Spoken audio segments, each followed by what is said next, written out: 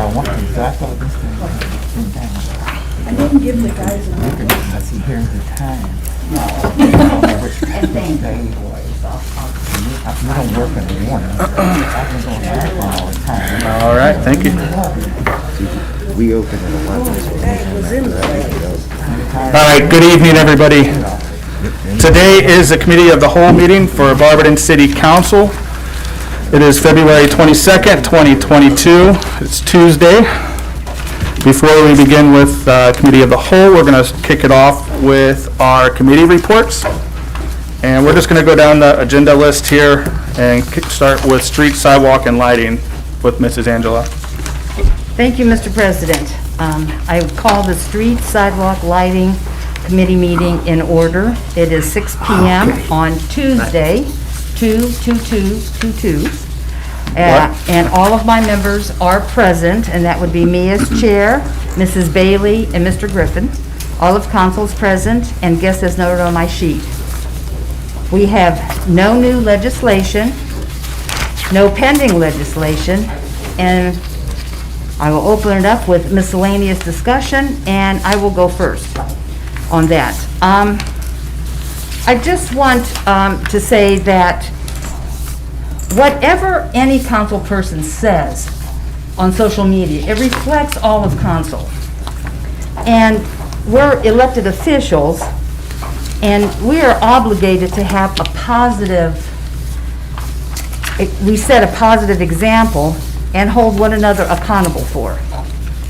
Council chambers are meant to act as part of a council. We're part of a council. We should be all working together, not individually. I saw on social media, well, I didn't see it, I was told that Mr. Jaber had posted regarding chuck holes in streets. And he had mentioned that, I don't know what the conversation was because I was just told this, but he did say, damn, they are bad. Well, on the flip side, I'm getting calls saying that he said the streets are bad. So let's be positive about that. It is February. We had we had, 2 feet of snow. Then we have rain. We had melting, warmer weather. It's Ohio, it changes daily. And on the flip side, I think if we can all be positive with this and say, well, do you want to report any streets? Feel free to call me. I'll make a list. I'll make sure that the service director gets that list, and we're doing the best that we can. Now, the second thing is coal patch. And anybody I worked in service for 6-7 years, so coal patch is very, very temporary. They put it down, cars run over it, it snows, it ices, it just crumbles and goes away. That is what we use, coal patch. And so you need to explain when they call you to say that. What we have in February is coal patch, and it won't last, but call me again. We'll keep a list. And I know that the service director has a list of ones that they've patched and repatched, or busy streets, that he knows that I put coal patch down, but I'm gonna go back out and check it again. So I think I prefer that we be on the positive and just let the people know that, because, if you say something negative, it reflects on everybody. And I like my glass to be half full, and I like for people to understand that, as council elected officials and the administration, we're in between. We need to explain, how things are done, because most of the people don't understand that. So let's just keep that in mind, because we reflect as a whole. As city council, we're a whole. We're not individual. And that's all I have to say. So if I can open it up to anybody on my committee. Any council person have anything to say? No? Anybody from the audience? I got some. Mr. Best? Years ago, I remember the city bought a sealing machine. They heated up the tar. Mm-hmm. And I have seen them use that with gravel instead of a coal patch. Mm-hmm. And it holds up better. But I haven't seen that machine used in years. We still have it. Is that the Durapatcher? Yeah. The emulsion and... Mm-hmm. Why can't we use that instead of coal patch? Mm-hmm. I don't think that works well when the areas are wet. If memory serves me right. but it'd be something to look at when it's dried up, rather than a cold patch. But I haven't seen it used in a long time. We're looking at vehicles where the employee, because now you have the truck, the cold patch, or the hot box, which is Hot box, the asphalt. And then an employee in a chase truck. We're looking at equipment now where it's one employee, and there's cameras, and there's arms, and they can fill potholes. Just one person, so now you can get more things done. It comes at a pretty penny, as you can imagine, but it's a little more efficient than how we're doing things, because you need a lot of employees, especially with that chase truck. The emulsion, the Durapatcher works in certain areas and not others. Go ahead. Just be very careful. When you see a hole and it's full of water, you don't know how deep that hole is. I know. So be cautious when you run over that hole because there's no way. And they can't fill that hole if it's huge with the cold patch. Have you ever thought about using B19 in some of those really deep holes? I know that doesn't last, but at least it fills the holes to where actually you can see the B19. So the problem with B19 is there's no adhesion. Yeah. So with cold patch, there's an emulsion on it, so it actually bonds to itself. With the B19, every time that a car would drive through it, it's going to either force it out or it's going to carry it down the road. Right, And that's why you see the gravel drug down the road in those instances. And you hit the nail on the head. When there's water and then you go from thawing temperatures to freezing temperatures back to thawing temperatures, that forces the bond to be broken, and then it acts more like a B19 and is carried out to the top. Right, So right. it's a double-edged sword. We try to stay on top of it. And again, you mentioned, we have a list. If you call and report a pothole, that pothole doesn't go away until it's permanently repaired. Right. We know that it's there, and we do periodically check on it. Check on it. So we try to be proactive and stay on top of it. You guys have all seen the roads in the city right now, and it's not just our city. Right. We're here to talk about our city, and that's the one that we need to be concerned with, but they're everywhere. Right. And so it's an ongoing battle. We get done battle on the snow and ice. We're going to battle potholes and road repairs and do the best that we can with the equipment that we have. So. Well, and I appreciate it, and you do a good job. And they did just start, so the plants are starting to make hot mix now. So we will be able to, once everything dries out and we can get the hot boxes going, we'll be making some more permanent repairs. That would be great, but it has to be dry. Yes. And just so council knows, for years, we only had one asphalt holder. We call it a hot box. Hot box. Because it heats up. Several years ago, we bought 2 new ones. So we've got more resources and equipment to handle these things than we did in previous years. Very good. But in the past also, we used to have an asphalt plant in Barberton. Yes, we did. So to go get filled with asphalt was very quick. Now we go to Marshallville, Akron, Copley, so it takes a little longer to go get filled out to bring it back. To bring it back. And I think those hot boxes carry 4 tons. Yes, sir. So You do very well with what we have. Thank you. Ms. Angeloff? Uh-huh. Yes, Mr. Javen? Thank you, Chair. Are we friends on Facebook, me and you? No, Send me a friend request, because if you look through the comments, out of the 140 Yeah. comments, one of them stated that you were the worst council person that they've seen in the city of Barberton because you don't take care of your streets in your ward. Uh-huh. If you can look up that comment so you can reach out to that resident. He was very negative about you, but I don't think, I tried to reply to him, but like he said he's been a resident for 45 years in Barberton. He said you're the worst council member Oh, he's had. Okay. If you send me I'm a friend sure. request, you can see that comment, and then you can reply to him. Thank you. I would rather not get on Facebook and Oh. have any type of back and forth with any council person. I'm in the paper, I have my phone at home. There's other ways that you can get a A hold lot of of me. people these days don't have that. They go through social media. It's Thank the you. new modern way. Thank you. You're Mrs. welcome. Bailey, did you have something to say? I do not. Okay.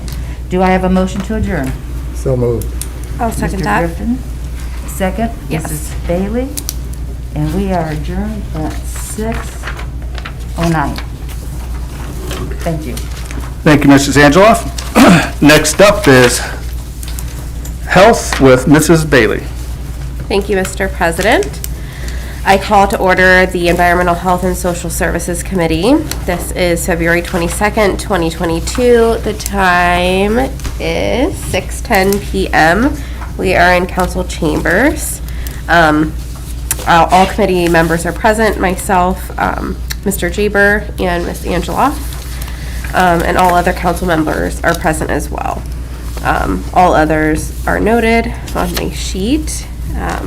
We do not have any request for legislation and no pending legislation. Is there any miscellaneous discussion or questions? No? Do I have a motion to adjourn? I'll make that motion. I will second it. Thank you. We are adjourned at 6:10 p.m. Thank you, Mrs. Bailey. Next up is planning, annexation, and codes with Mrs. Thompson. Thank you, Mr. President. I call the Planning, Annexation, and Codes meeting to order. It is Tuesday, February 22nd, 2022, 6:11 p.m. here in council chambers. All members of the committee are present, which is myself, Mrs. Angeloff, Mr. Jaber, and Mr. Greer, as well as all other council members. And yes, as noted on my sheet, I have no request for legislation or pending legislation. However, I do have a request for an appointment, a letter from Mayor Judge requesting the appointment of Mr. Michael Howell to the Design Review Board, starting immediately to fill a current vacancy on the board ending December 31st, 2024. His questionnaire is attached. This was originally for Planning Commission, as you can see on the original application, but because those positions were filled, Mayor Judge had asked him if he would be interested in serving on the Design Review Board, and because the questions are the same on each, we just kept that application. So, and he is aware that the meeting time is not the same as the Planning Commission meetings. Does anybody have any questions or comments about that? All right. Hearing none, I will open it up for miscellaneous. Oh, I'm so sorry. Can I have a motion to call for this? Mrs. Angeloff, thank you. I will second that. And a second for Mr. Jaber. All in favor? Aye. Aye. Okay, perfect. Now we will open it up for miscellaneous discussion. All right, hearing none, can I have a motion to adjourn? I'll make a motion to adjourn. All right, Mrs. Angela. I will second that, ma'am. Thank you, Mr. Jaber. And we are adjourned at 6:13. Thank you, Mrs. Thompson. Before we get into the finance meeting, we do have a special safety committee meeting. Mrs. Fry. Thank you, Mr. President. It is Tuesday, February 22nd, 2022. The time is 6:13 p.m. We are in council chambers, and I am bringing the special meeting of public welfare and safety to order. Members of my committee are present, which is myself, Shorter Griffin, and Joyce Coburn. All members of council and guests as noted on my agenda sheet. The topics of discussion for this evening is a request for legislation to appropriate $61,000 from the unappropriated fund of the general fund to the fire capital budget of the general fund to pay the invoice from BRYX, B-R-Y-X Incorporated, for the fire station alert systems. Emergency wording is requested. This particular ordinance was passed by safety in November or December of last year. However, and the Board of Control approved it. However, some of the members that are here tonight were not on the committee at that time. I was not the chair of safety, and some of you may not have heard what BRYX actually is. And since this is a pretty big appropriation, I called Chief Pursley today and asked if he would explain it to everyone. So if you would, Chief? So what the BRIC system is a pre-alert system. So when dispatcher takes a call and then they code it, whether it be police, fire, EMS, what that does is it will send out a pre-alert. As they continue to type the call in, more information is funneled to us until finally the dispatcher makes the actual dispatching. Where this is a great tool is, if you think about it, as soon as the dispatcher gets an address and knows it's a medical, we get alerted, we start towards the truck, we still don't have any idea what we're going on, but we're in motion. What that equates to is anywhere between 30 seconds to a minute off of our time. So that's kind of the pre-alert in a nutshell, if anybody has any questions. Okay, thank you. Thank you. Thank you, Chief Pursley. And we have had this for a number of years, and we needed a new system. So since you've heard the explanation and so on, do I have a motion from a committee member to call for this? I'll make that motion. Motion made by Mrs. Coburn, and do I have a second? Second, Mrs. Second by Mr. Griffin. All in favor signify by saying aye. Aye. Okay. Since this is a special, we aren't to discuss anything else, so do I have a motion to adjourn? So moved. Motion made by Mr. Griffin and seconded by Mrs. Coburn, and we are adjourned at 6:16 p.m. Thank you. Thank you, Mrs. Fry. Now on to our regular schedule. We're gonna. Wait, One more thing. I have to refer that to finance. Yes, I'm sorry. It's only in yellow. the emergency wording. I already said it was, I already mentioned we had emergency ordering. Thank you, Joyce. So that's referred to finance, and now we're adjourned. Thank you, Mrs. Fry. We're going to jump to Finance and Personnel with Mr. Heidig. Thank you, Mr. President. Call to order Finance Personnel. It is February 22nd, 2022, 6:17. We are in council chambers. All members of the committee are present, which include Councilors Coburn, Thompson, and President Greer, and myself as the chair. All other council members are present, plus guests noted. For discussion, we have a request for legislation referred from Utilities from Director Weaver requesting an ordinance appropriating $35,000 from the unappropriated item of the water fund to the capital budget of the water fund to purchase a Ford truck. Emergency wording is requested. I see Director Weaver in the back there. Does anybody have any questions on this? Hearing none, do I have a motion to call for this? I'll make that motion. Thank you. I'll second. Thank you. All in favor? Aye. We also have another letter from Director Weaver requesting an ordinance authorizing the appropriation of $50,000 from the unappropriate item of the Norton Sanitary Sewer Construction Fund to the capital budget of the Norton Sanitary Sewer Construction Fund. The appropriation is to pay United Earthworks, the contractor for the Brentwood Package Plant Elimination Project, and emergency wording is requested. Are there any questions on this for Director Weaver? Seeing none, do I have a motion to call for this? I'll make that motion. Thank you. And I'll second. Thank you. All in favor? Aye. The next piece is referred from Safety that requests legislation to appropriate $61,000 from the unappropriated fund of the general fund to the fire capital budget of the general fund to pay the invoice from Bricks Incorporated for the fire station alert system. Emergency wording is requested. I think that was just explained, so do I have a motion to call for this? I'll make that motion. Thank you. I'll second. Thank you. All in favor? Aye. For pending legislation, we have ordinance number 2022, title 2022 operating and capital budget, an ordinance adopting the budget for various funds of the city of Barberton for the period beginning funds of the city of Barberton for the period beginning, January 1st, 2022, and providing the administration thereof and declaring it emergency. This had its first reading on the 14th. The second reading will be on February 22nd, or 28th.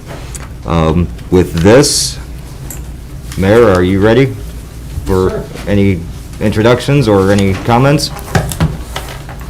The floor is yours. All right, thank you very much, sir. So want to bring up a few more department heads to talk about their budget. This may be, we may cover more funds today than we have the past few weeks because there's just so much with at least two of the departments. So I will bring up Mr. Bob Incravati. The courts have a number of funds here at the city. Please ask questions. These funds are not under the rule of the city, but really under the state on how they're used. So you may see some fund balances that look high, but there's a very detailed, specific reason on how, or way they can use the funds, and they can't deviate from that. So Mr. Incravati will go into that, and if you have the page numbers of each fund, that would help them out. Oh, hopefully, I don't know that I do. Let's see if we can get something out there.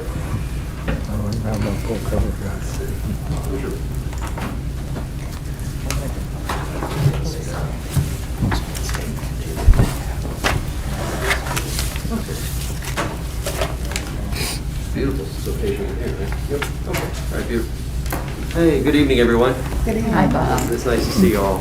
And I don't know how best you want me to go through all this, but as the mayor indicated, we kind of operate under two funds. The general fund, the 101 fund, which we receive from you through different sections. Then there are special project funds that are coming to us by statute, and they'll come to us either through court costs that are paid by the participants, the individuals that come in here and pay fines and costs. The costs then are funneled in, and they're established by a schedule that the judge then had placed into an order. And then they fund certain accounts for specific reasons. And then at the tail end of that I'll touch on, and I don't know what kind of detail you do want, but the tail end of that is then an IDAT fund, and that's Fund 220, and that is something else where we get money funneled back from the state of Ohio on OBI cases for specific purposes, and it kind of hamstrings us there, that we're on what we can use it for, what we can't use it for. So I guess by page number, however you guys wish to go through that, let's see what I'm looking at here. If you want to talk about the general, we are 101-4120, which would be, it's like that's page 45 is our 101 courts fund, right? That's the municipal fund, the general fund that funds the court. The expenditures at about $485,000 that's laid out there, right? And that's the 101. I'm looking at page 45 of 176. Does that sound about right? Yep. Good. You got it. All right. So, I don't know to what kind of detail that you want on that, but there's about $480,000 that is budgeted there. We tend to spend about $450,000 out of that fund annually. And I'll touch base on that. That's kind of worked back to the city in our 209 fund. So our 209 fund, thanks, Mayor.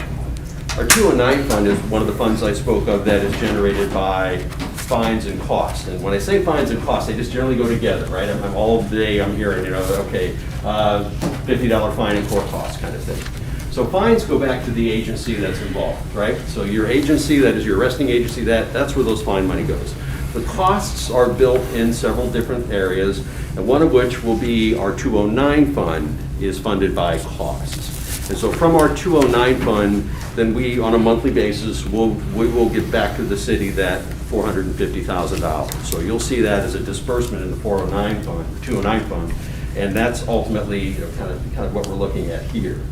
So questions on that individually is okay. If you have any, certainly. And I don't know if you want, do I stop here and let you ask some, or should I just keep moving? Keep moving. We'll raise our hand and ask. You pump the brakes anytime you want me to. The other one that's kind of there is our probation services, and that's 4235. And they are vital department for us, as you might imagine. Chapter 5.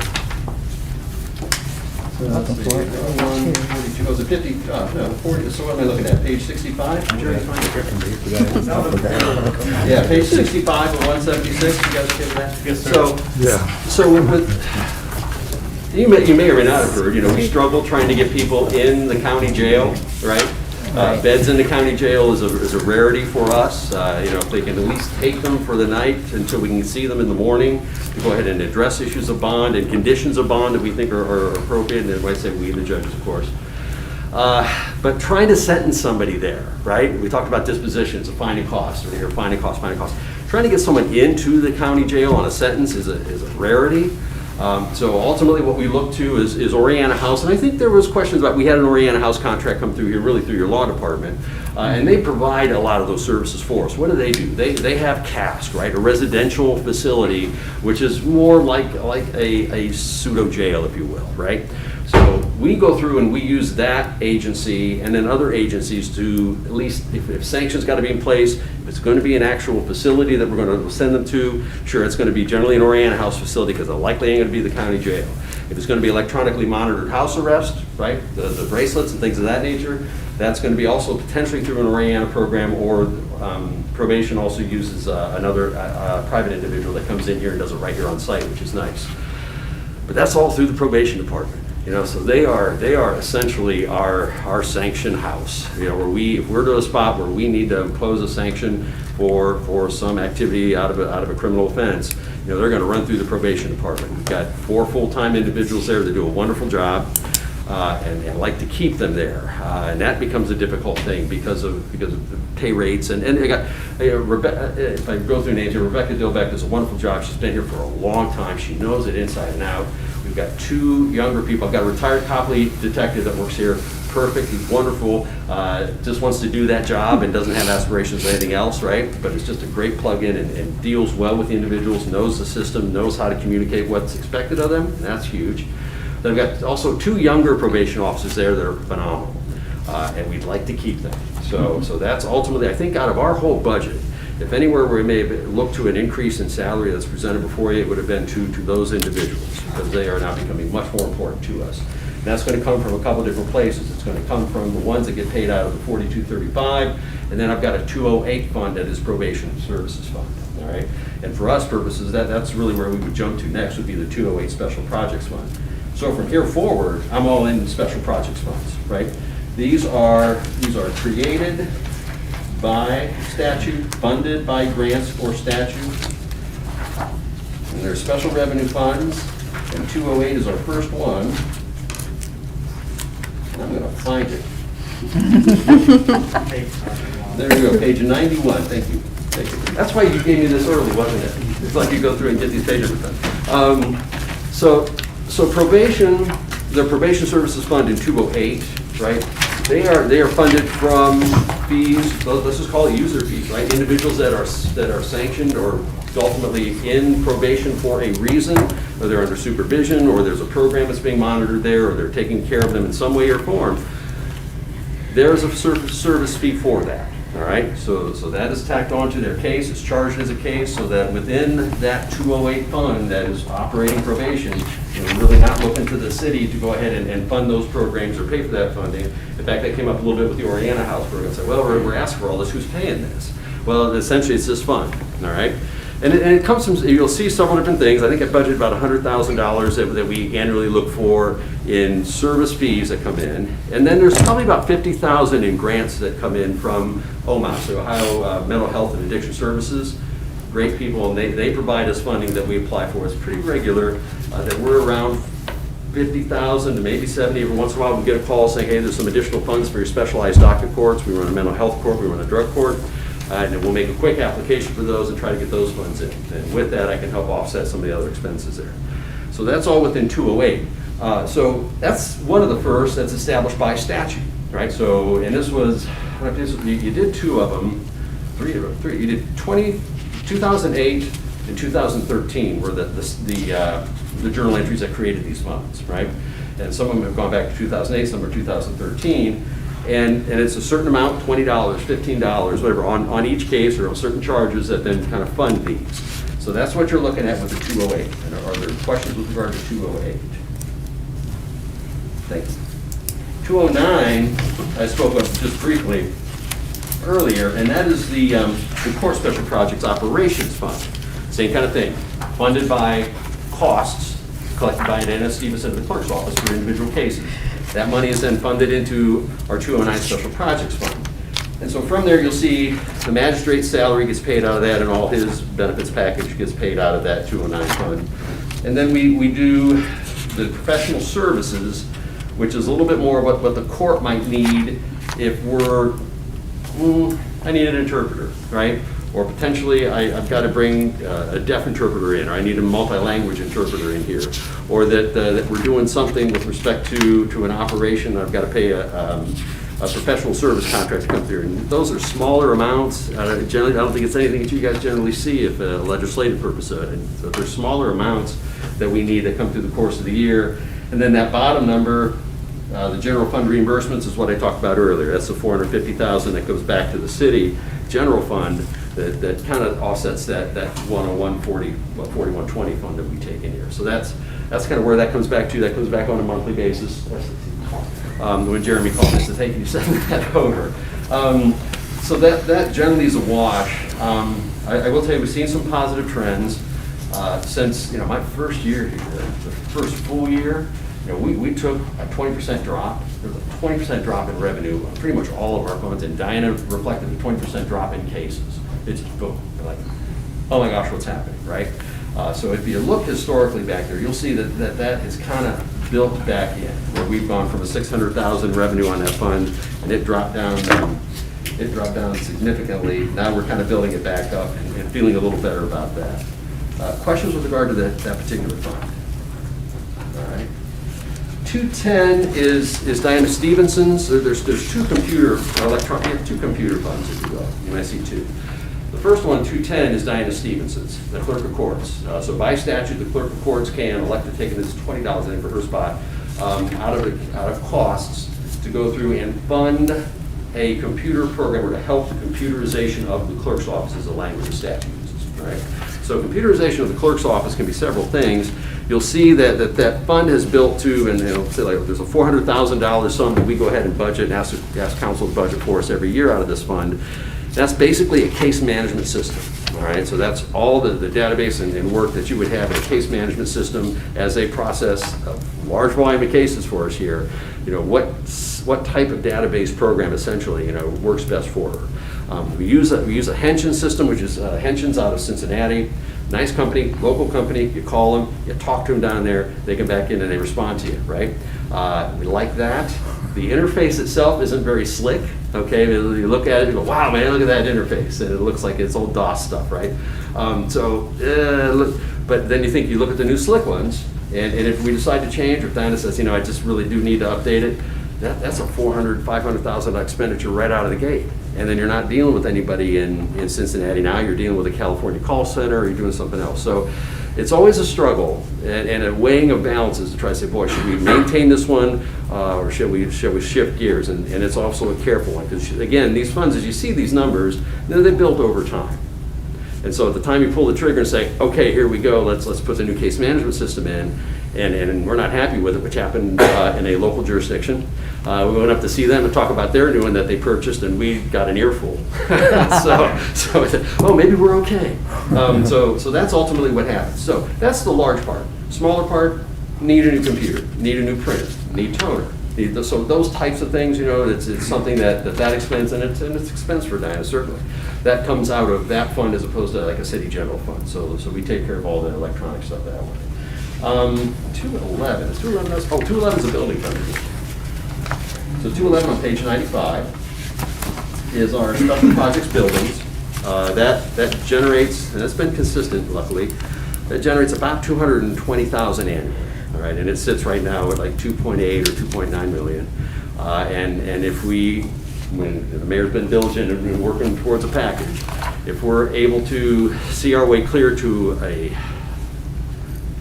new building, essentially, but see our way clear to doing that in a financially responsible way, if that makes sense, purposing something or using property that's available, it's a big step off, right? And we say, wow, look at that, we're sitting on all this money, and it is nice to have. It's absolutely nice to have. It's nice that it builds at a consistent basis. It's nice that we can count on that 220 annually, hopefully, right? But boy, we start talking about retrofitting this building or sinking shovels in this lot for that building, that $3 million just goes away like that.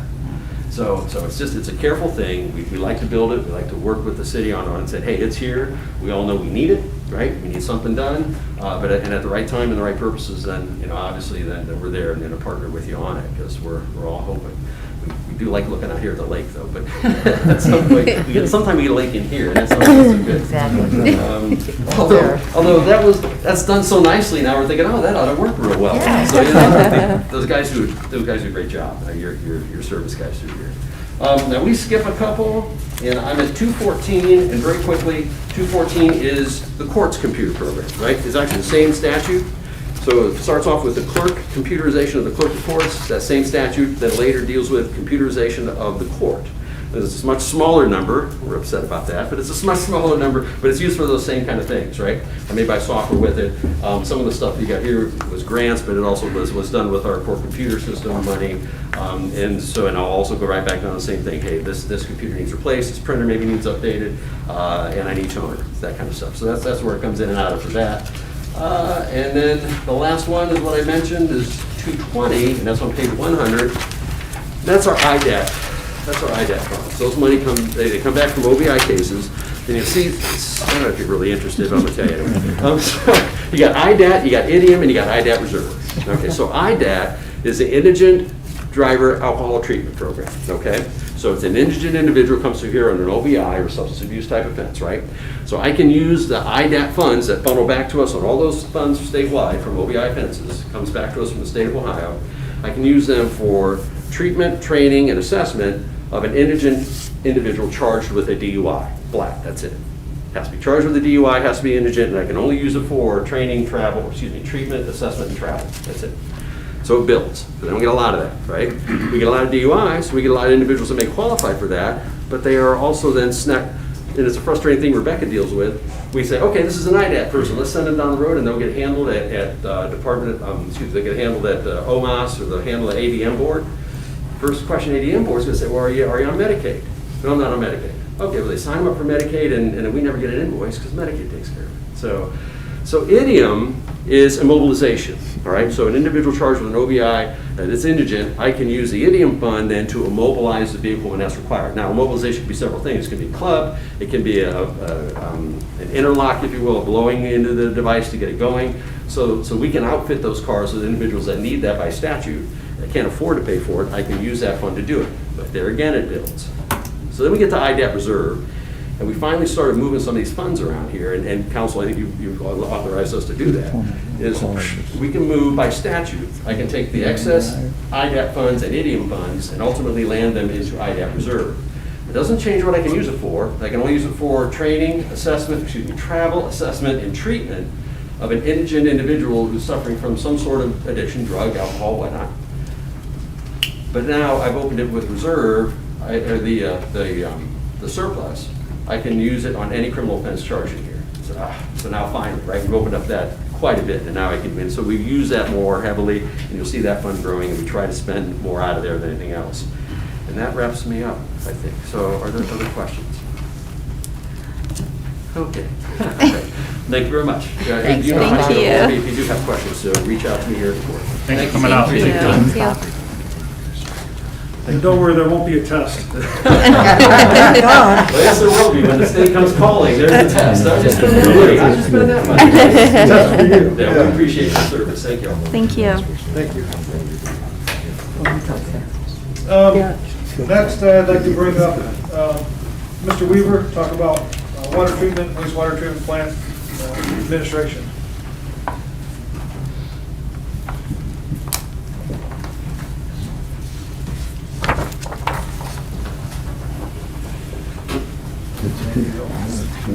I've been there. I didn't have that.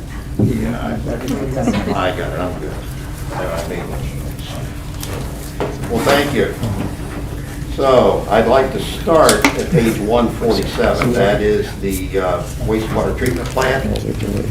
Wastewater treatment plant spread over about 30 acres. We have about 9 different buildings. And we have 16 employees that are out there. That includes a couple of managers. We've got 7 operators. We have a couple of equipment operators, as well as we have our maintenance staff for all utilities that is based on the wastewater treatment plant. Any questions on the wages part of it, your personal services? I'll drop on down to the operations portion. I'll note a number of lines that have been changed or are larger than normal. The 70,000, that is for that no feasible alternative study that is before council. We looked at a number of different firms, and I recommended CT for that at $69,300. So this would be for covering that. If you take a look at on down the $270,000 for sludge disposal. Any treatment plant generates sludge. Whenever you clean up wastewater, that is the byproduct. We have biological sludge that comes from our biological processes, as well as the settling that we come in our primary tanks or main tanks that come into the plant. And we was notified that our costs are going to rise significantly to going to landfill. We dewater that. In other words, we take as much water as we can.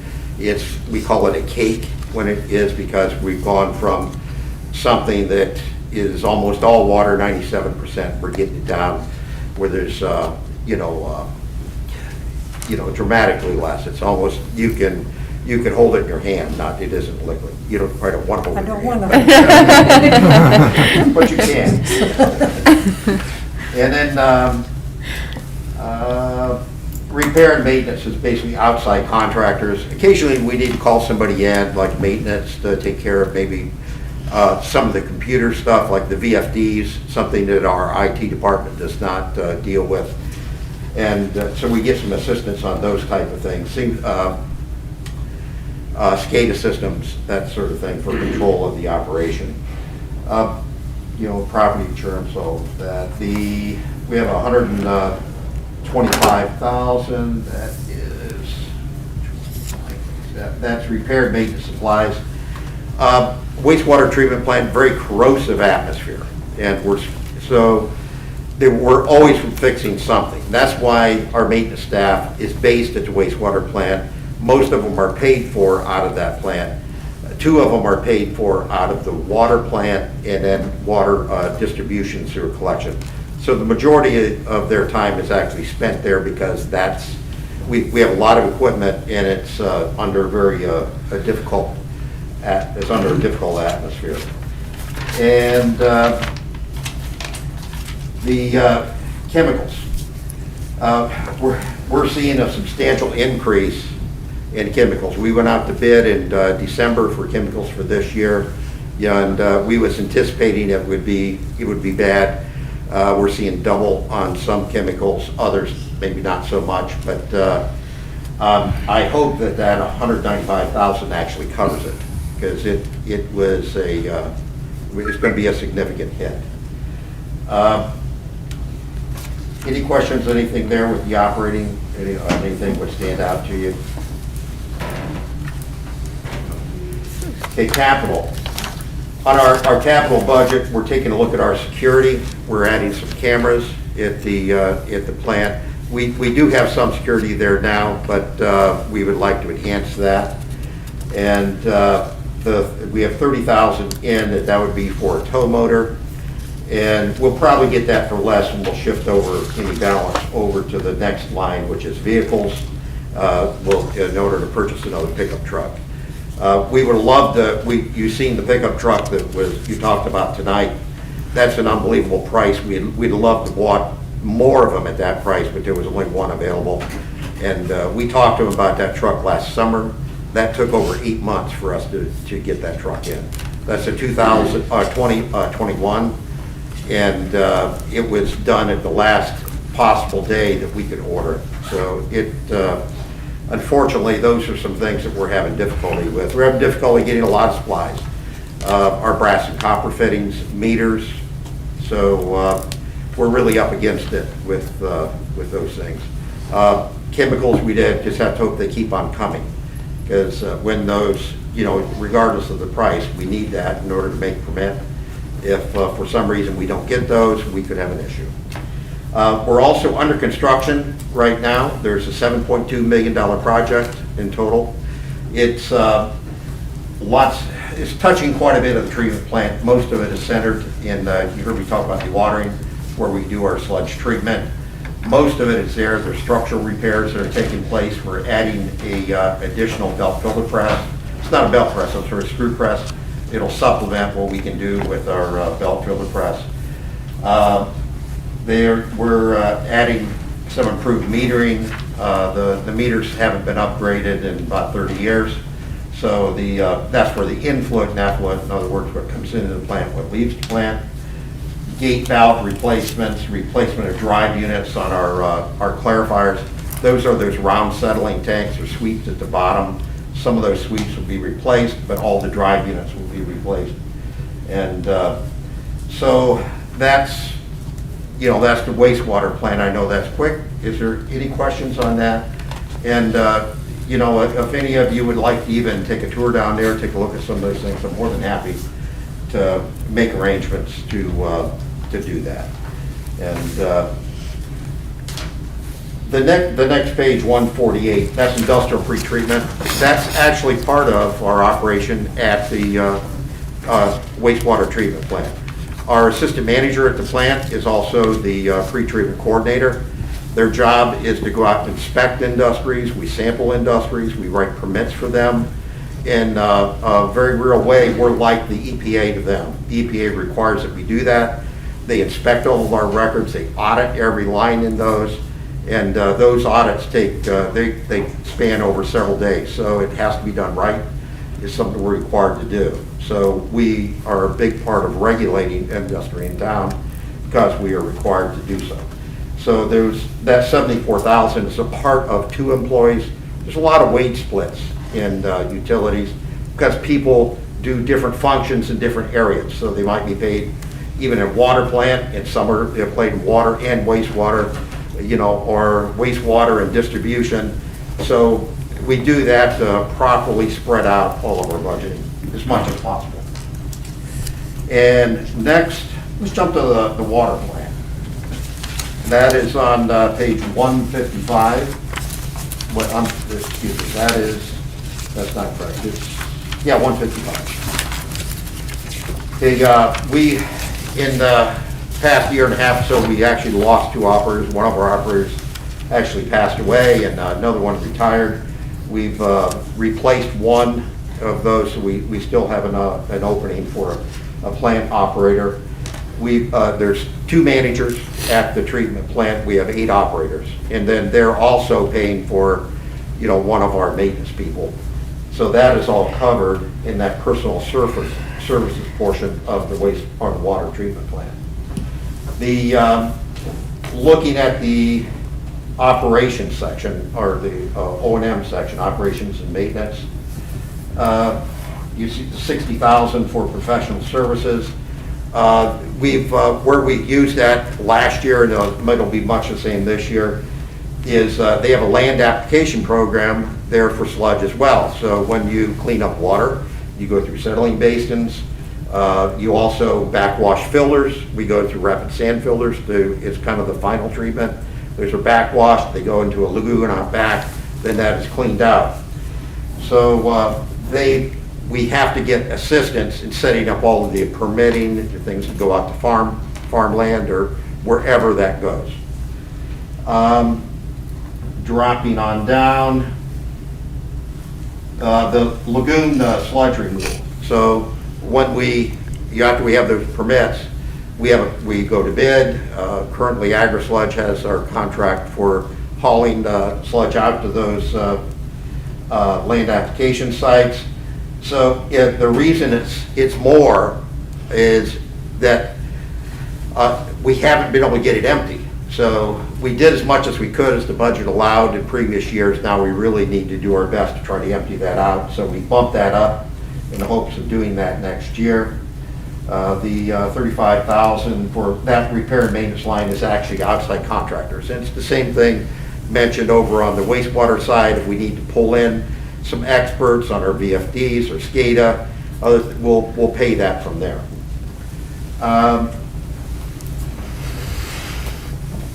See the operating supplies, $80,000, on there. We buy our things like our computers from that line. Anything we need for office supplies, it's from papers and pencil, the paper clips to desks or chairs, cleaning supplies for the treatment plant, and even mats at the door, that kind of thing that we have cleaned. And so there's a whole array of things that come out of that. Notice that was down last year, not sure why. If you look at the previous years, it's, the $80,000 is more in line with previous years than it was last year. Repair and maintenance supplies is what our maintenance crew uses. You notice it's quite a bit higher on the wastewater side, just like I said, we have more repairs on the wastewater side than we do in the water due to the environment. But this is for any replacement parts for pumps, rebuilds. And then the next line, that chemicals, this was really the big one where we got hit this year. Last year we paid $456,000 for chemicals. Conservative, I hope the 800 makes it. That is, we are more than doubled on our chemicals. Bleach went through the roof. Ferric, our polymers, everything really jumped in cost. So this whole supply chain is very real, and it's really hit our operation. On the dropping down to capital, $80,000 for we really need to do some more on security at the water treatment plant. We have cameras, we've got sensors on the door, that type of thing. But that system is well over 20 years old. It's pretty antiquated. Since we did that, we also added an O2 building out by the reservoir. You see a brick building that sits right on the edge of it. It's gated, but last year we actually had somebody cut the chains, go inside, and stole a trailer that we had. It was nearly new. So we're not storing things like that in that building right now or inside that gate. But we want to put in cameras and have some sensors that will let us know if somebody enters that should not. So that'll be part of that. The $70,000, we have an old substation that was there that was actually taken out of service a number of years back. Edison now brings the power to us with the transformers they have. In the form that we need, we don't need that substation anymore, so that needs to be demoed. That same space is going to be used for an outside chemical tank. So we're going to use it for ferric. It's used as a settling agent. We need to have more on site. The EPA requires us to always have 30 days. They give us a waiver on that right now, but we want to put that tank in so we don't have to use that waiver anymore. High service pumps. That's the $40,000 was there. Those are the pumps that pump water into town. So you've got your water tanks, so it takes a lot of lift to fill those tanks. And so one needs rebuilt. And since I did this budget, we have actually found that one of our other pumps is actually going to have to be replaced. So that's a cost that I may have to come back for. I don't know the exact cost yet. We're going to be preparing a bid spec, go out for that pump and see exactly what we can get it for. It'll actually be more expensive than the 40. We also need another vehicle. I budgeted here hopefully for 2, but we was only able to get one of those vehicles that is before you now. They're appropriate for it. We have to buy that vehicle right away.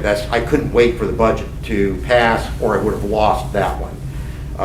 We would have loved to want more at that same price. It's probably going to be closer to $40,000, to get something that is similar. At least we hope we don't have to put any more than that. Any questions on the water? plant budget. Okay. Let us back up just a little bit and go to administration wastewater.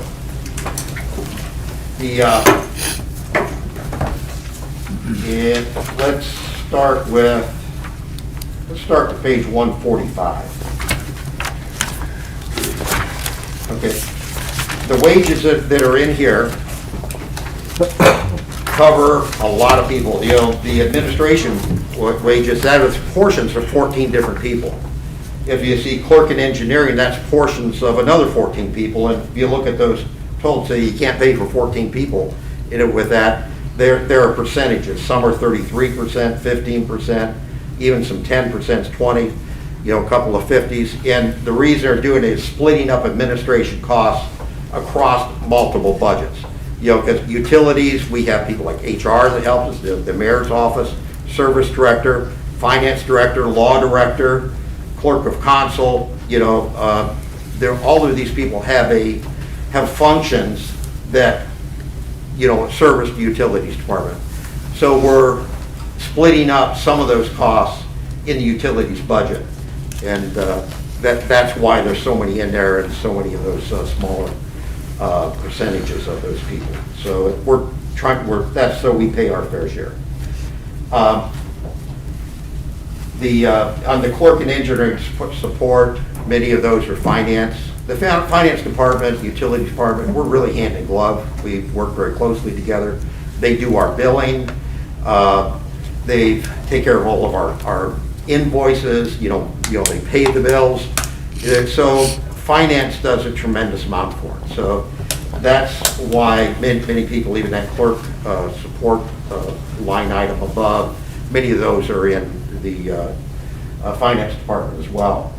And in the operations portion, most of those lines actually are taken care of by Jeremy, because they pay for processing the bills.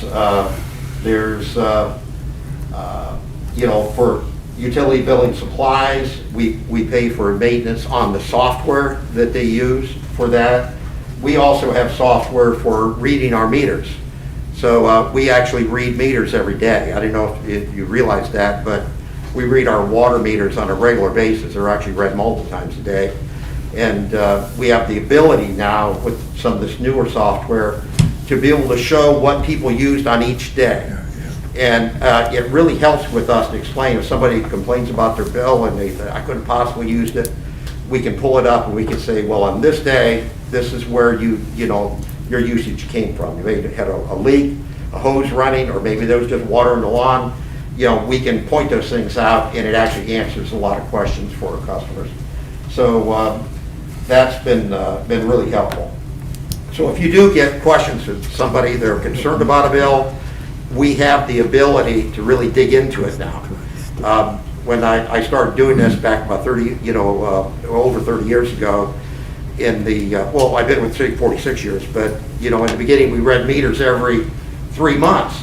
You know, now we're reading those multiple times a day. So it's a big difference. And, but on the administrative side, you know, even, 30-some years ago when I, started working at the utilities office, that we didn't have that ability to really drill down and show people where issues were.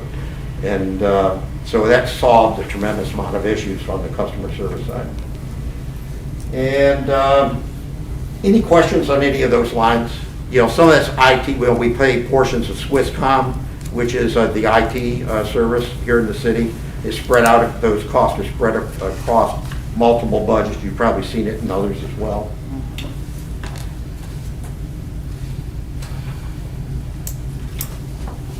And do you have anything to say on that capital? I don't really, no. All right. Okay. Then let's go to water administration. That is on page 152. This is, 153. Very similar to the sewer administration. It's almost a carbon copy in some ways. There's only a couple lines that are much different. You have the administrative salary, same thing, we're paying about 14 people there, split. Same with the clerk, customer service, and it shouldn't say engineering support, really, more with finance and some inspections that we do get through building department. So that's very similar to the other budget, very little difference. On the professional services, that's a line that we would use for modeling. We don't use, some years we don't use very much of it because we don't need it.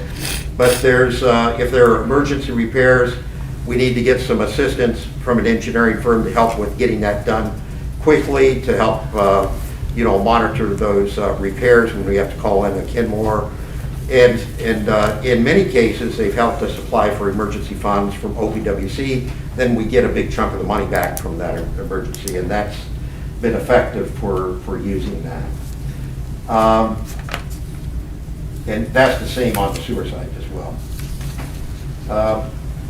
These other lines are very similar to the sewer. If you look down through there, though, many of them are identical.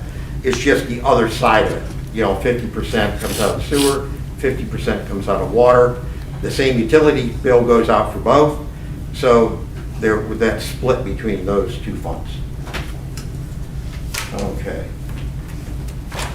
So I'll back up again. On the administration, page 144, that is the sewer side. The first part of that is income. It's an enterprise fund, so we bring in our own funds to operate. We have to balance our budget based upon that. Still maintain that 10% fund balance, and I'd like to see more than that actually, but but we want to maintain at least that. When you see the sewer tap-in fees, I was projecting 120,000, probably be quite a bit more than that this year. We get quite a money every time a new house is built, or these, you'll see these new subdivisions going in, not just New Haven, but Cider Ridge over in Clark Mill Road. You've got Brookside Greens going in where the Brookside Country Club was. Each one of those, we get $1,600 on the sewer side, get $1,000 over on the water side. That comes right back into our funds. And there's also some permit fees there. And they are on the water side are required to pay for the copper for the water lines. There's the meters, the meter reading device that goes outside the house. All those things have to be paid for when those go. We just don't pay for that out of our funds. We get reimbursed for it when those houses go in. And going on down, I was projecting $5 million on the sewer side. That includes a 5% rate increase. And it's something that I've recommended the administration that we raise those rates 5%. It's with all of the supply issues that we have, with all the chemical costs and replacement parts, we are seeing a significant rise in our operations cost, and we're going to be eating up some of that reserve that we have. So it's wise to stay ahead of that. Hopefully this is short term on this inflation, I don't know. And I haven't anybody really been able to tell me that it isn't something that's going to last for a while. So we need to stay ahead of that and keep these funds healthy. When you're looking at a rate increase, on the sewer side, 5% amounts to 26 cents per 1,000 gallons. On the water side, it amounts to 37 cents. So on a minimum bill, you would see $1.58 that would go up, and that's quite a few people are on a minimum bill, a large percentage of our customers. If it were family, say a family, say 3-4 people, maybe even more. Probably the average is right around 5,000 gallons, so double that. So their bill would rise by $3.15 with this rate increase. By the way, trash went up 48 cents. I don't deal directly with trash, but you'll see a small increase on your bill. On this next one, it is due, that was 48 cents that goes to basically cover our costs with Kimball. You know, that is contract, and each year is a contractual thing, that increasing. And any questions on that? Yes, sir. Thank you, Mr. Weaver. How many consecutive years have we raised the rates on? I didn't bring that with me. We've been doing what we try to do, and it's been something that I've recommended for a long time, well before I was director, that we do small increases rather than, you may have seen in the paper what the county happened in the county. They jacked them up about 15%.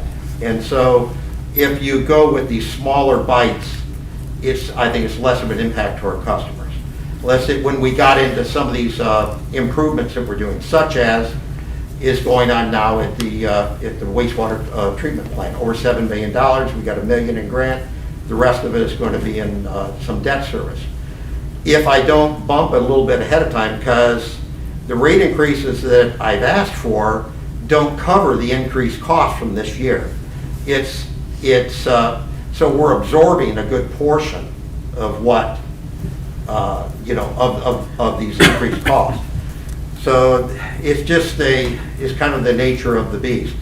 And we've been putting millions into our treatment plant. This was phase 3.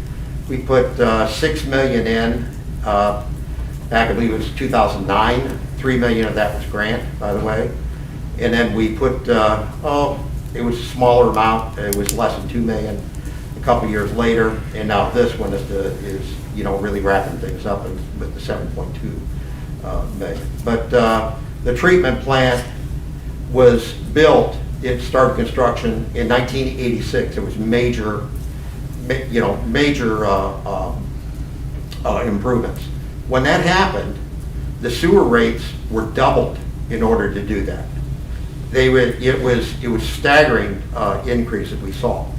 By taking the approach that we're taking with smaller bites, trying to stay ahead of it, get grants whenever possible, we're not doing those huge increases to pay for a major upgrade to that plant. And so when we're done with this, we're actually in very good shape. Many treatment plants are not sitting so well because they got money back in the 80s for, due to the Clean Water Act. We had to make major changes. Government passed out a lot of money for that. We'd double our rates even though that we got 55% from the federal government. That's how big that project was. That kind of money wasn't available when we started this, although we did get the $3 million grant. We've worked hard at doing those. But that's what we're trying to do, is manage things, pay for as much as we can through our funds, get grants for as much as we can, and then get the best deals we can as far as financing. And many times we've even got us down to zero on the interest rates. Especially with the package plants and things like that we've eliminated. So that is kind of the overall philosophy on rates and to manage things, because you want to be looking to the future. This rate increase isn't all about 2022. It's looking out further. It's looking out, keeping that fund healthy. If you're in a position to where you can get the assistance you need, apply for the funds that you need, you can, doing studies as far as where you're going to go in the future, you can really plan. You can really plan and get the plans in place as well as the funding in place well in advance. So you're in good shape to get these things done.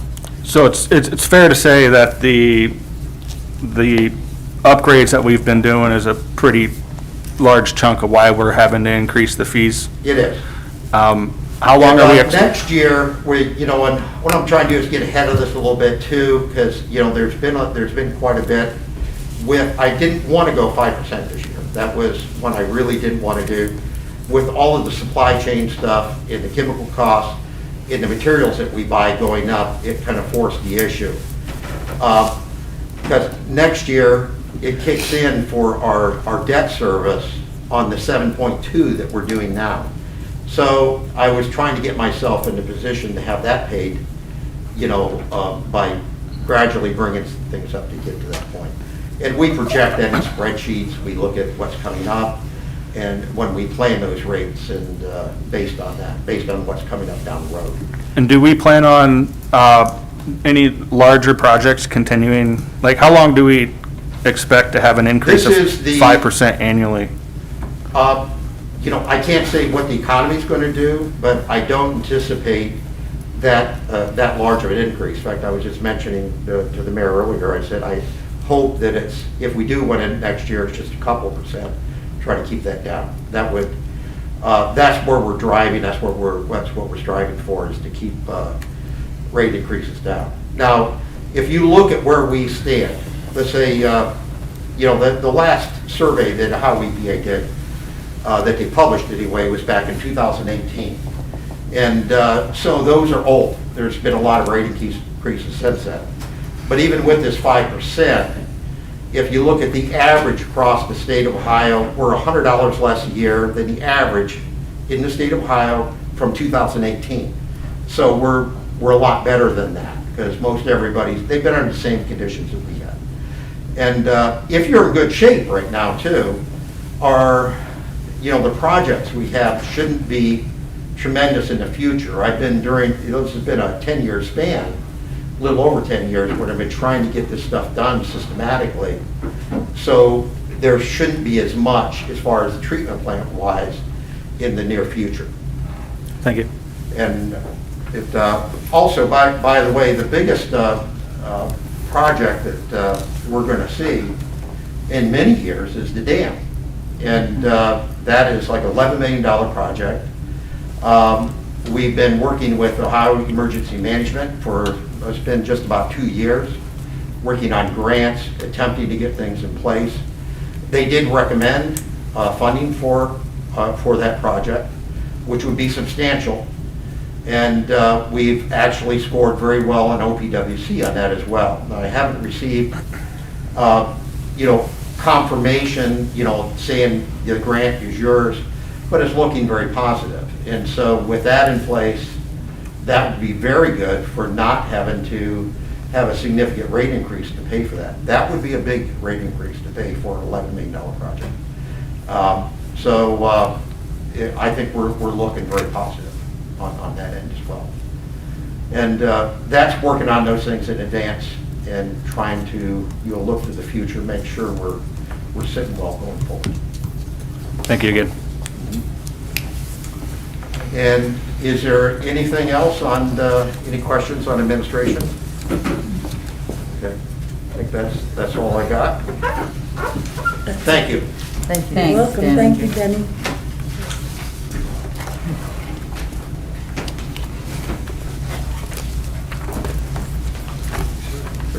You made him do all the talking. The next budget that I have scheduled for today is the stormwater budget. I'm trying to find, that's on page 140.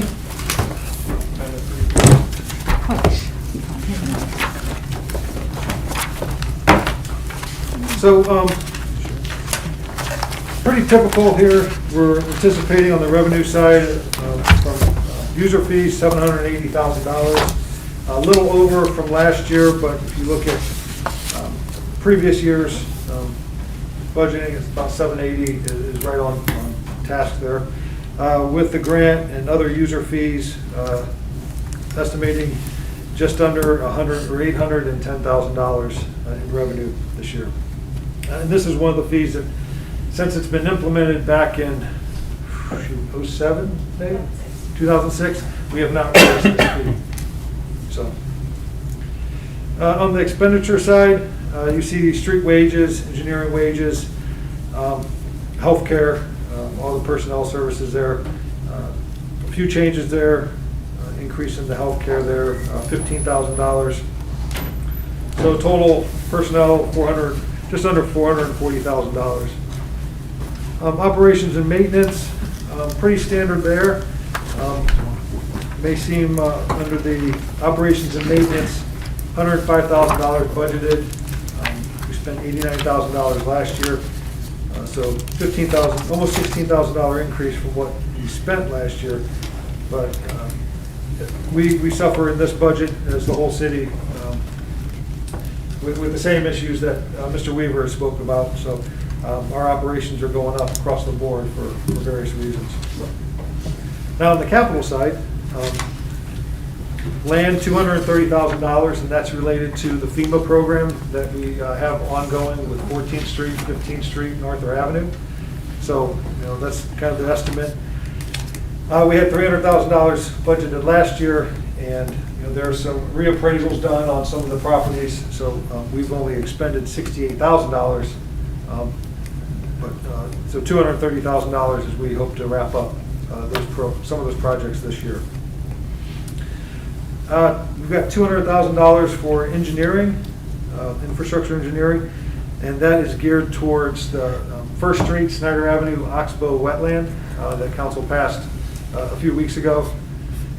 If you see, we budgeted $185,000 last year, only spent $4,800. So we put $200,000 in there for that engineering. And we're looking at some possible other projects so that we can have some money there to do some engineering in terms of stormwater mitigation. Towards the bottom of the capital outlay, the infrastructure, $135,000, that would be for the construction of the Oxbow wetland there at First Street and Snyder Avenue. So hope to get that project started and completed this year. So a total of $795,000 in total capital. On the debt service side, still paying a little bit on the notes. That's for the stormwater, the inlets over on 5th Street that we did the other year. And we took, was it about 15 inlets? 12? 12 inlets along 5th Street near, is that Washington? No, Lincoln.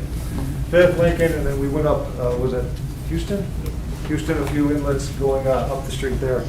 So paying that debt service off there, $200,000. So looking at ending the year at just over $9,100, but we wanted to get some. It could be more, but we wanted to budget more money so we can look, as we're looking at some of these projects, that we can get some of these started throughout the city.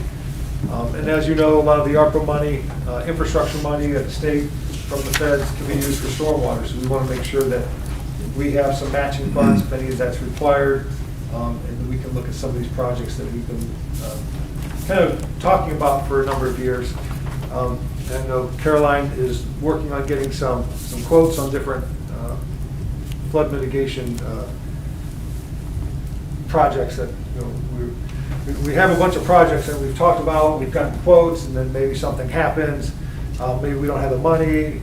We're not taking a deeper dive into that project. So we're bringing those, kind of resurfacing them, getting updated quotes, and hopefully we can move forward with some of those projects.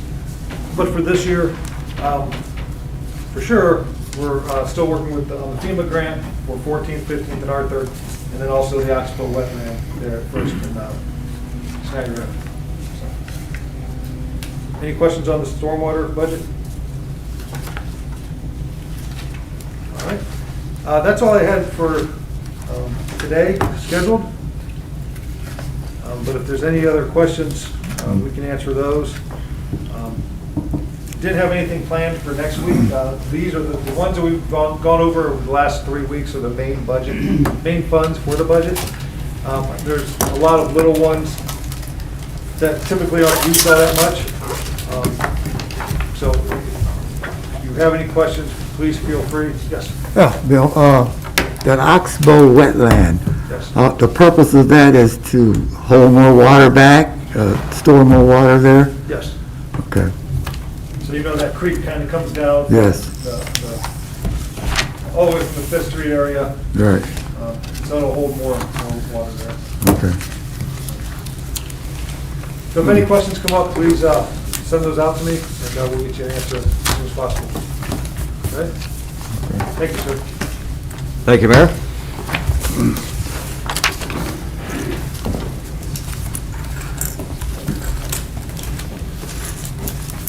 All right. With that, is there any miscellaneous discussion from the committee? From the body?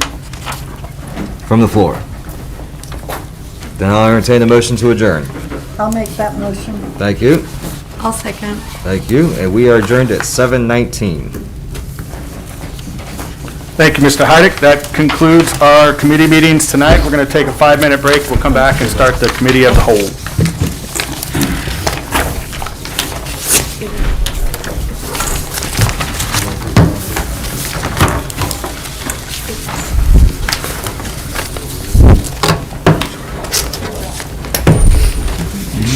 That's back when I played football.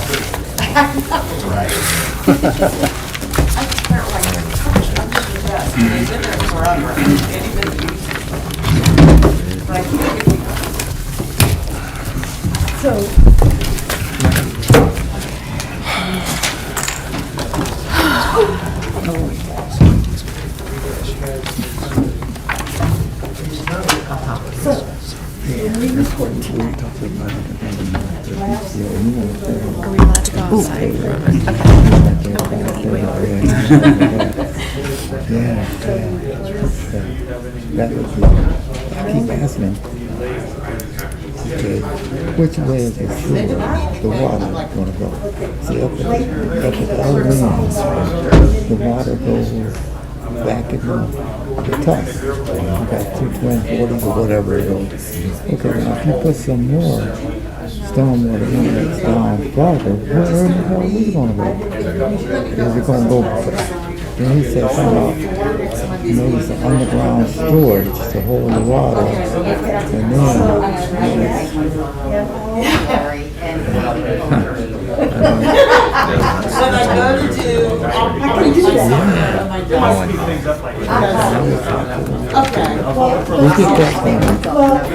that's gonna have a big press release. We gotta get out there and put our pictures, our faces to this damn project.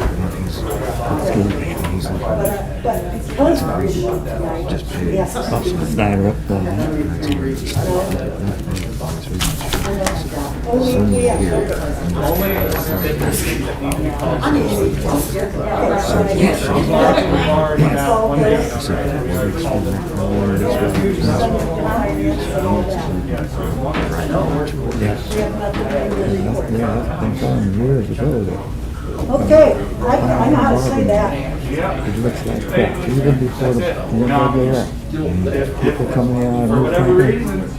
We're getting some of the houses to getting some of the people. That's a slow day. But it's going to happen. It's going to happen. Will it be fast enough? It won't be. Somebody's always been bitch, but that will break that. If we can break that. We break now. Yeah. And that's something that, We called it, it's already, But then you got the Russell development. All that would help. The truth and all that would help. That would help there. Indirectly, I know Russell would. It'll help it, but the whole neighborhood will change. Yeah.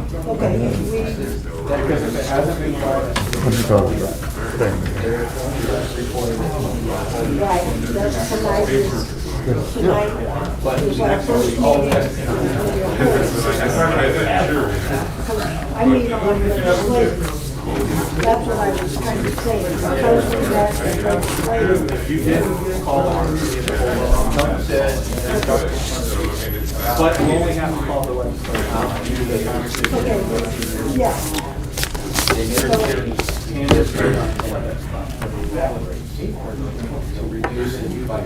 So we just had a request for legislation and referred it to budget. And then we, so I have request for legislation from the leader. So when I figured out. There's 16 consultants called out. Referred to budget. So do I have to do that 3 times? Well, consent agenda wasn't. Okay. Yeah. That's why I said a lot of things will fix. Right. Like if we didn't have any legislation. But we had 3 pieces that we called out of committee last week and forwarded to finance. So, Yeah, so you didn't call it on earth, you didn't hold it together, so you have to report that on. For in that instance, yes. So another new legislation, late, and refer. There you go. Those are the three. Well, and that's Now why we I know, think, yeah. yeah, for us to bouncing off of each other, we come to Which a, then you start thinking about it, you're going, well, really, that doesn't mean anything, but it does. yeah, because the other committees that met tonight can say we met tonight and we're done. Well, if they didn't call any new legislation. Like Eric could say, I have one to report. Yeah. So it's not always gonna be every week, but. So we don't have to sit here and listen to him report everything. that- Yeah, like, well, there's two pieces of pending legislation. The agenda and the notes are. Yeah, I know who wrote those notes. How are you? That's what I'm gonna read right before. Yeah, you're gonna read, you do it. And then he's going.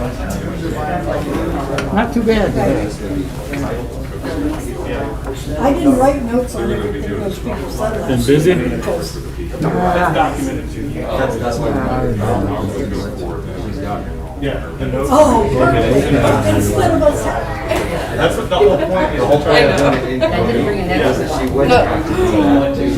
You gotta do what you gotta So do. you focus on like. I gotta take a trip this year though. I know. I gotta go to Georgia. Yeah, if we had had this. Family down there? Yeah, we're all old. Oh, God. Did you say Georgia? Yeah. Is it warm right now down there? That's so smart. I watched the I'm virtual proud of you. journal and it was all green. They had a lot of green Oh. stuff. Yeah, Fort Benning. Yes. Yeah. So, All right, we're going to start in like 30 seconds.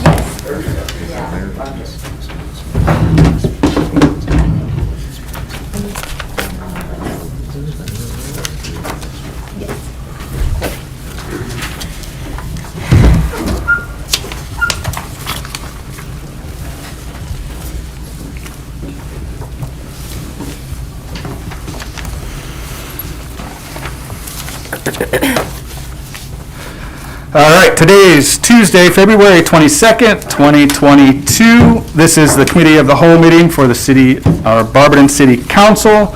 I call this meeting to order at 7:26 PM. Please stand for the Pledge of Allegiance. I pledge allegiance to the flag Of the United States of America and to the republic for which it stands, one nation, under God, indivisible, with liberty and justice for all. Citizens addressing council. Thank you, Mrs. Angeloff. We're going to go into our committee reports, and we will kick it off with streets, sidewalk, and lighting. Before we do that, I do want to remind all the council members, if you are the chair and doing the report, if you have no new legislation, you can simply just state that you have nothing new to report. But we do need to report new legislation, late requests, and as we just went over, referred legislation too as well. If the scenario plays out that way and you had a committee meeting last week. So, Mrs. Angeloff, with street, sidewalk, and lighting. Thank you, Mr. President. My committee, Street, Sidewalk, and Lighting, met this evening and has nothing new to report, and with that, I pass. Super fast. Thank you, Ms. Angela. Planning, Annexation, and Codes with Mrs. Thompson. Thank you, Mr. President. Planning, Annexation, and Codes met this evening here in council chambers. We did have one topic of discussion, which was the appointment, request for appointment for Michael Howe to the Design Review Board, which we brought out. So we will be voting on that next week. And there was no miscellaneous discussion, and with that, I will pass. Thank you, Mrs. Thompson. Mrs. Colburn with City Utilities. Thank you, Mr. President. City Utilities met February 14th, 2022. We have 3 requests for legislation. The first was from Mr. Weaver, Utilities Director, to enter into a professional services contract and we forwarded this to Finance. The second was also from Mr. Weaver for requesting an ordinance appropriating $35,000 from the unappropriated item of the water fund to the capital budget of the water fund. This also was that one passed on Referred. to Finance? I don't think so, I think we just did Yeah. that.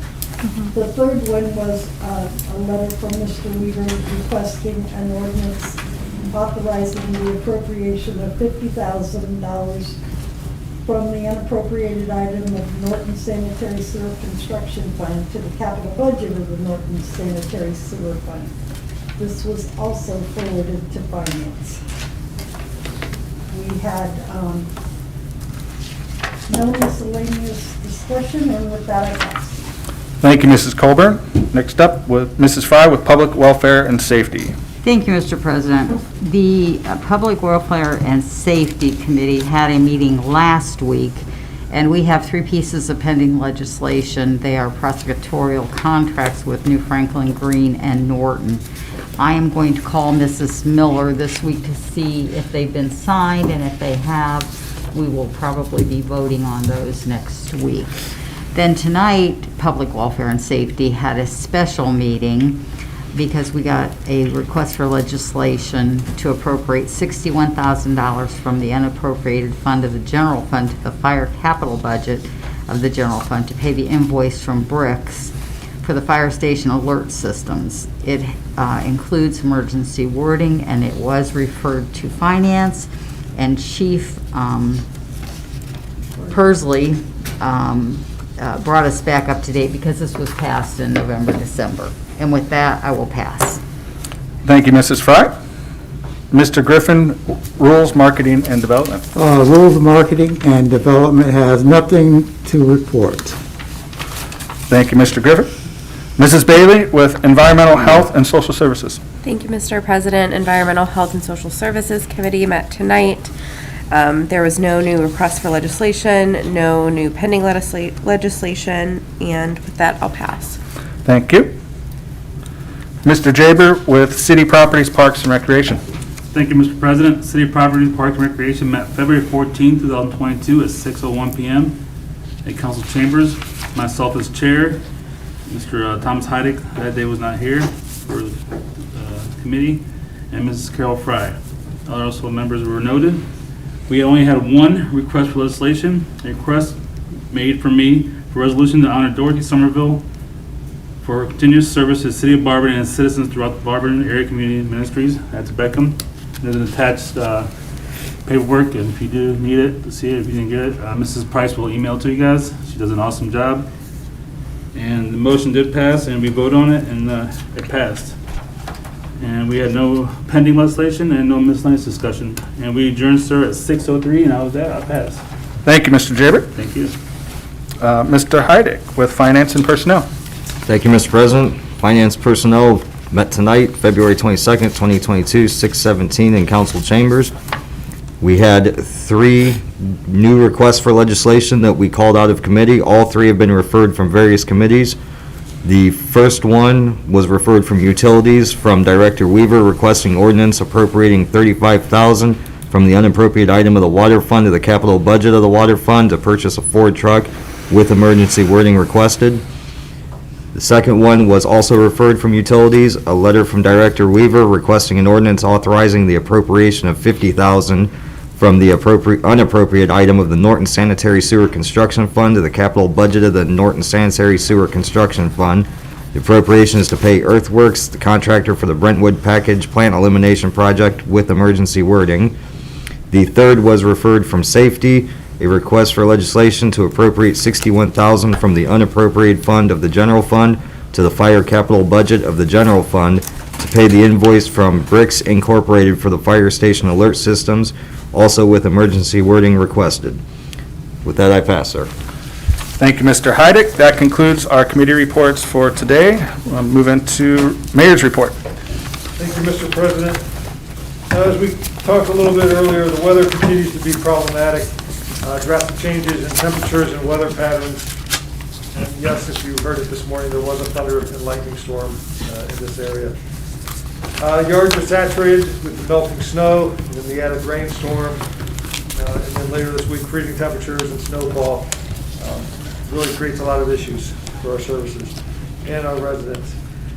But these changes in weather patterns result not only water main breaks, or the potential for water main breaks, potholes, as we discussed, power lines could come down, tree limbs, things of that nature. So our crews are we're always talking internally to make sure everything is gassed up, everything's ready to go, chainsaws, trucks, chippers, different equipment.